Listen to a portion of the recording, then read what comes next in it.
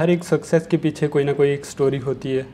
तो मैं अपना जो भी रहा है जद्दोजहद स्ट्रगल उसको कट शार्ट करके बताऊंगा आपको, ताकि उससे क्योंकि एक पर्सपेक्टिव में चीज़ें बिल्टअप होती हैं। तो देन आई विल टेक कि यूपीएससी का सिलेबस क्या है, कैसे स्टार्ट करना चाहिए, कैसे हो सकता है ये एग्ज़ाम। और भी बहुत सारे एग्ज़ाम हैं, उनमें भी हम अप्लाई कर सकते हैं, उनमें भी अपेयर हो सकते हैं। तो सिविल सर्विसेज जो है इम्तहान है, एवरीबॉडी नो कि ये इंडिया का यानी सबसे मोस्ट कम्पिटिटिव और टफेस्ट एग्ज़ाम है। लाखों लाख स्टूडेंट बैठते हैं इस एग्ज़ाम में, लेकिन very few make it to the final. लेकिन मैं ये कहना चाहूँगा कि जो कंपटीशन है वो लाखों लाख में नहीं है, वो हज़ारों में है। क्योंकि जो एक्चुअली compete करते हैं ऑन द ग्राउंड वो बहुत ही कम होते हैं, दे आर इन थाउजेंड्स। अगर आप हार्ड वर्क करेंगे, मेहनत करेंगे, तो believe me nobody can stop you to achieve the goal. क्योंकि मैंने जब स्टार्ट किया था, मैं अलीगढ़ में मेरा जब बीएससी कंप्लीट हो गया था, उसके बाद मेरा 21 ईयर एज हुआ नहीं था, तो इसलिए मैंने मास्टर भी अपना परसू किया। क्योंकि मास्टर मेरा ज़ूलॉजी में था और ये आई वाज वेरी क्लियर कि अगर मैं मास्टर ज़ूलॉजी में करता हूँ तो Indian forest service, in IAS, KAS सारे यानी एक सिंक में आएंगे और आई विल यानी it will be worthy to invest 2 year at Aligarh Muslim university for pursuing my MSc. Although I never deviated, I had JRF, 3 times JRF, then there was GATE. Default path was open for me, many default path. I would have pursued PhD, many other things I would have done.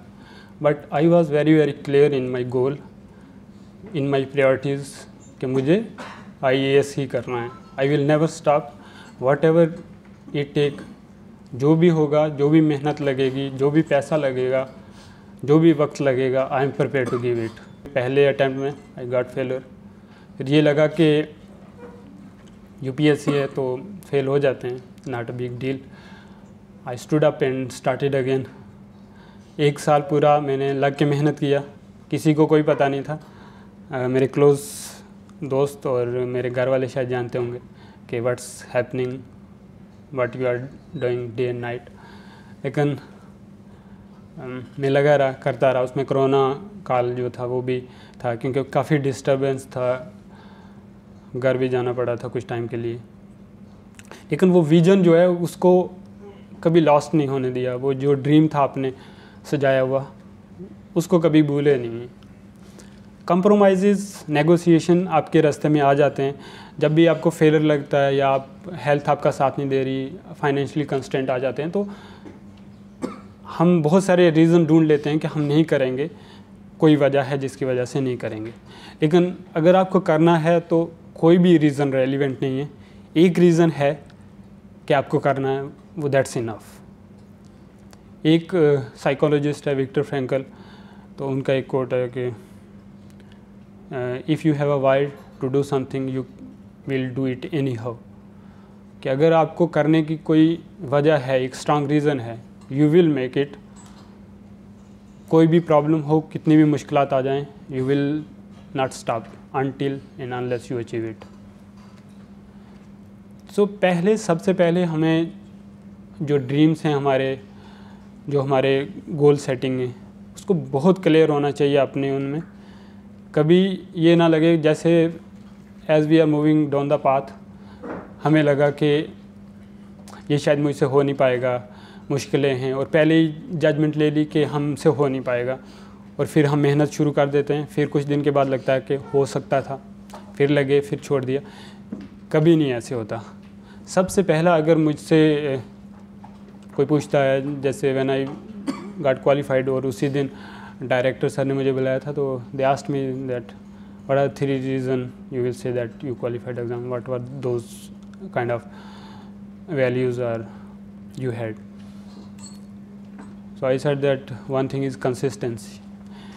कोई भी exam है जो बड़ा है, अगर आप consistence नहीं, consistent यानी पूरा परसिस्टेंट हर दिन डेली बेसिस पे अपना शेड्यूल फॉलो नहीं कर रहे, बीच में ब्रेक ले रहे हैं, तो you will not achieve it. पहला इवन हार्ड वर्क से भी ज़्यादा है कंसिस्टेंट, परसिस्टेंट। हर दिन अगर 6 घंटे पढ़ना है, 6 घंटे यू हैव टू रीड, यानी गो टू लाइब्रेरी और somewhere you have to study. Second number पे है hard work. Third self confidence, self discipline, self regulation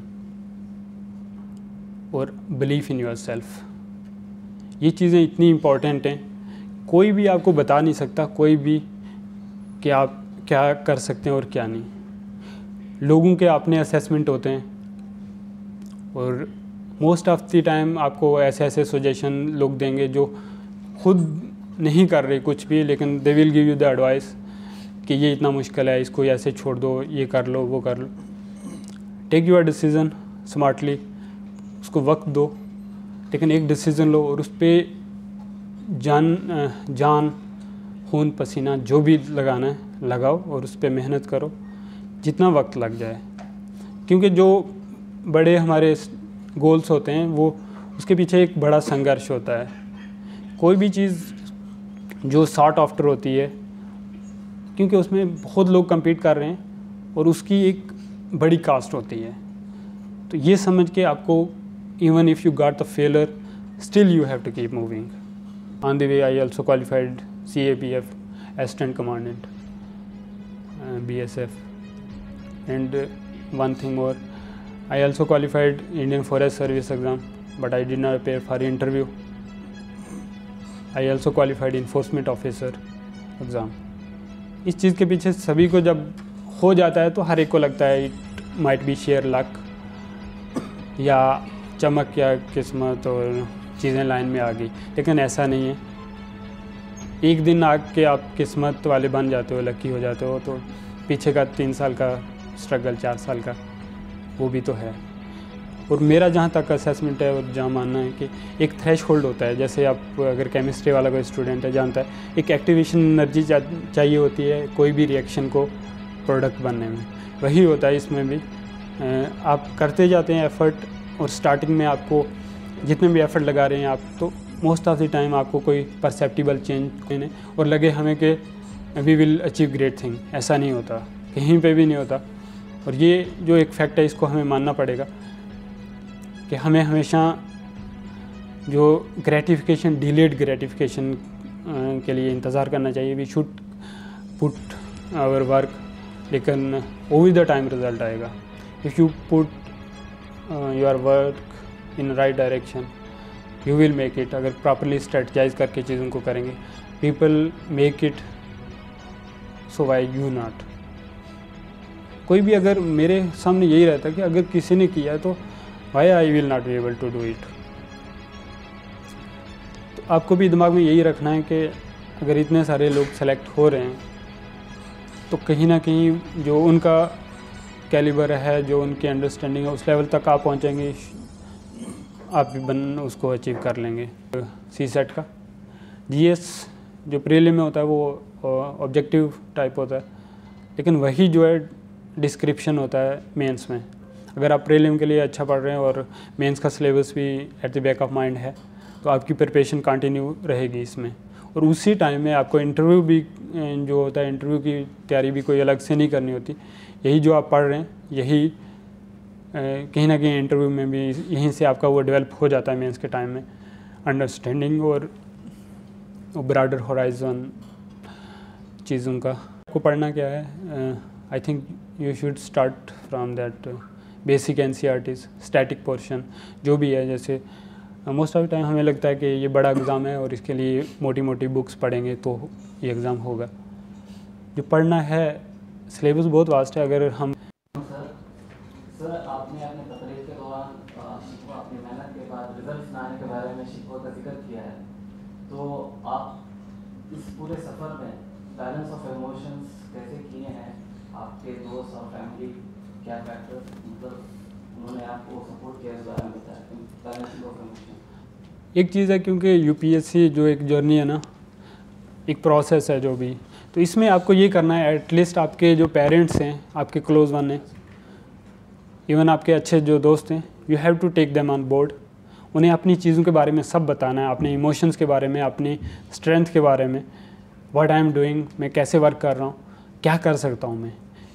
तो इसलिए मेरा ये था कि मैंने बहुत घर वालों को भी क्लियर बताया था कि ऐसी ऐसी चीज़ें, I am putting lot of hard work, still बहुत सारी अनसर्टिनिटीज़ हैं इस एग्ज़ाम के साथ, लेकिन I will give my best और एक दिन आई विल विन।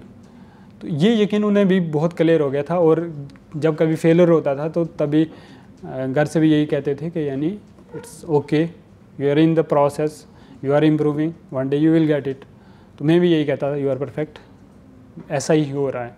मैं कहाँ पे पहुँचा हूँ, 90% हो गया मेरा, 95 हो गया, 50 हुआ, लेकिन I am improving every day. और वो चीज़ जो हर दिन आप इम्प्रूव कर रहे हैं ना, वो एक सिंगल चीज़ है जो आपको मोटिवेट करके रखती है कि एक दिन तो हर सफ़र का जो है एंड होता है, तो इसका भी होगा एक दिन।